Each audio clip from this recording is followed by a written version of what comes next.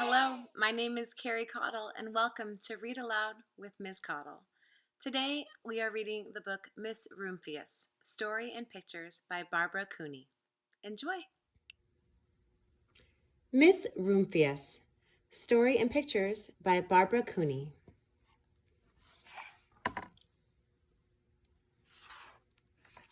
Published by the Viking Press.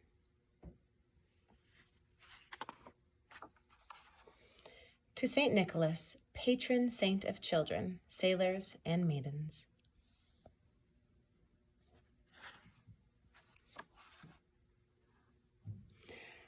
The Lupin Lady lives in a small house overlooking the sea. In between the rocks around her house grow blue and purple and rose-colored flowers. The Lupin Lady is little and old, but she has not always been that way. I know. She is my great-aunt, and she told me so. Once upon a time, she was a little girl named Alice who lived in a city by the sea. From the front stoop, she could see the wharves and the bristling masts of tall ships. Many years ago, her grandfather had come to America on a large sailing ship. There's the house.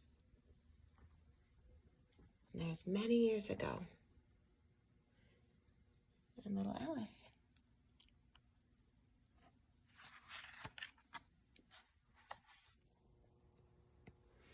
Now he worked in the shop at the bottom of the house, making figureheads for the prows of ships and carving Indians out of wood to put in front of cigar stores. For Alice's grandfather was an artist. He painted pictures, too, of sailing ships and places across the sea. When he was very busy, Alice helped him put in the skies.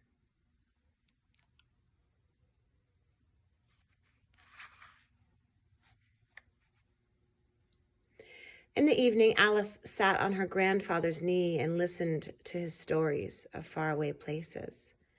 When he had finished, Alice would say, "When I grow up, I too will go to faraway places. And when I grow old, I too will live beside the sea." "That is all very well, little Alice," said her grandfather, "but there is a third thing you must do." "What is that?" asked Alice. "You must do something to make the world more beautiful," said her grandfather. "All right," said Alice, but she did not know what that could be. In the meantime, Alice got up and washed her face and ate porridge for breakfast. She went to school and came home and did her homework, and pretty soon she was grown up.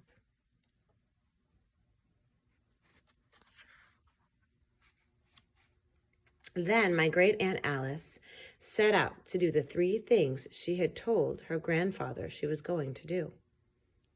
She left home and went to live in another city, far from the sea and the salt air. There she worked in a library, dusting books and keeping them from getting mixed up and helping people find the ones they wanted. Some of the books told her about faraway places. People called her Miss Rumphius now.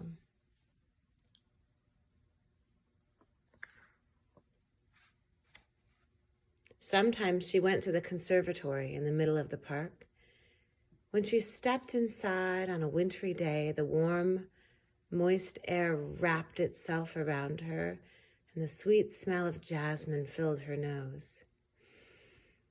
"This is almost like a tropical isle," said Miss Rumphius, "but not quite."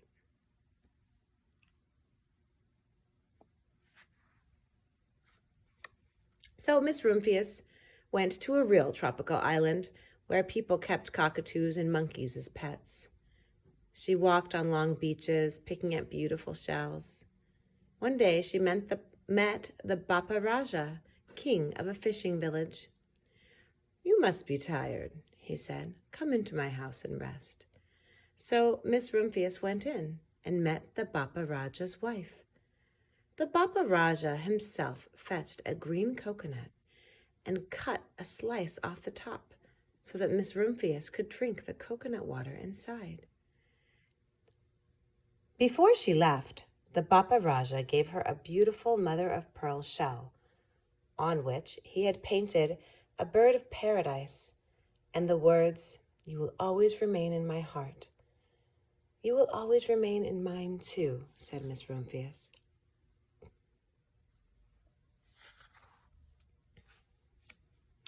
My great-aunt, Miss Alice Rumphius, climbed tall mountains where the snow never melted. She went through jungles and across deserts. She saw lions playing and kangaroos jumping, and everywhere she made friends she would never forget. Finally, she came to the land of the lotus eaters, and there, getting off a camel, she hurt her back. "What a foolish thing to do," said Miss Rumphius. "Well, I have certainly seen faraway places. Maybe it is time to find my place by the sea." And it was, and she did.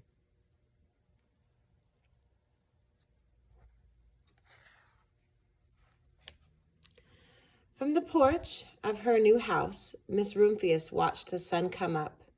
She watched it cross the heavens and sparkle on the water, and she saw it set in glory in the evening.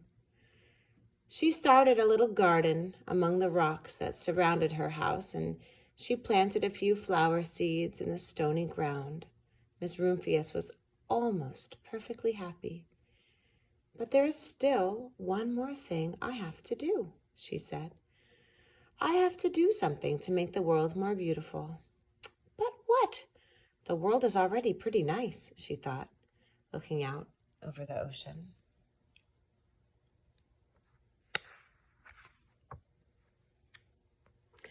The next spring, Miss Rumphius was not very well. Her back was bothering her again, and she had to stay in bed most of the time.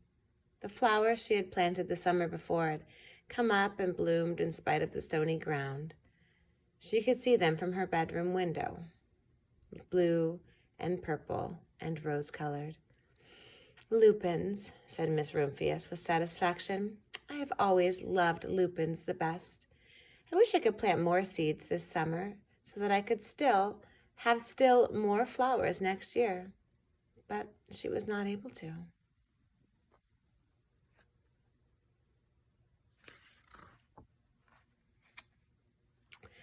After a hard winter, spring came. Miss Rumphius was feeling much better. Now she could take walks again. One afternoon, she started to go up and over the hill where she had not been in a long time. "I don't believe my eyes," she cried when she got to the top. For there, on the other side of the hill, was a large patch of blue and purple and rose-colored lupins. "It was the wind," she said as she knelt in delight. "It was the wind that brought the seeds from my garden here, and the birds must have helped." Then Miss Rumphius had a wonderful idea.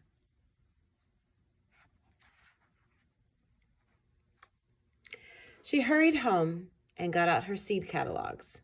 She sent off to the very best seed house for 5 bushels of lupin seed. All that summer, Miss Rumphius, her pockets full of seeds, wandered over the fields and headlands, sowing lupins. She scattered seeds along the highways and down the country lanes. She flung handfuls of them around the schoolhouse and back of the church. She tossed them into hollows and along stone walls. Her back didn't hurt her anymore. Now, some people called her that crazy old lady.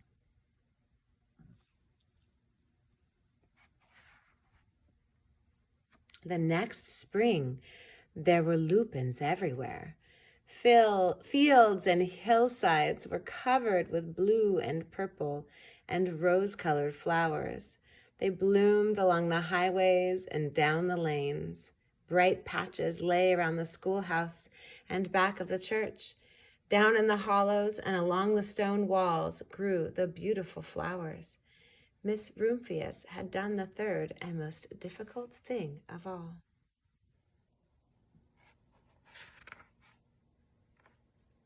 My great-aunt Alice, Miss Rumphius, is very old now.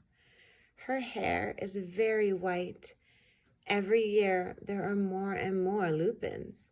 Now they call her the Lupin Lady.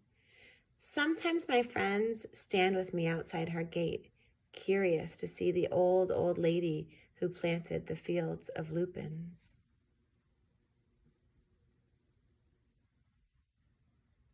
When she invites us in, they come slowly. They think she is the oldest woman in the world. Often she tells stories of faraway places. When I grow up, I tell her, I too will go to faraway places and come home to live by the sea. That is all very well, little Alice, says my aunt, but there is a third thing you must do. What is that? I ask. You must do something to make the world more beautiful. All right, I say.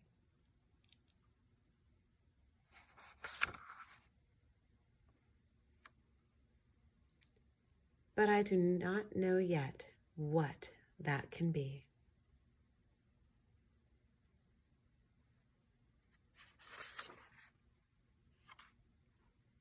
About the book. The illustrations for Miss Rumphius were painted in acrylics with accents of Prismacolor pencils on gesso-coated purple fabric mounted on illustration board. The art was camera separated and printed in 4 colors. The text type is goody old style, and the display type is gaudy cursive. There's your lupins. That was Miss Rumphius. Let me ask you a question. What do you think that you might do to make the world more beautiful, more special? How are you going to put yourself into your work and your interactions to enrich those around you? You might not know yet, but if you think about it, you probably already do this in every hug and smile and every kind interaction that you have with someone else, whether they're nearby or very far away. I know that you can make the world more beautiful. Take care.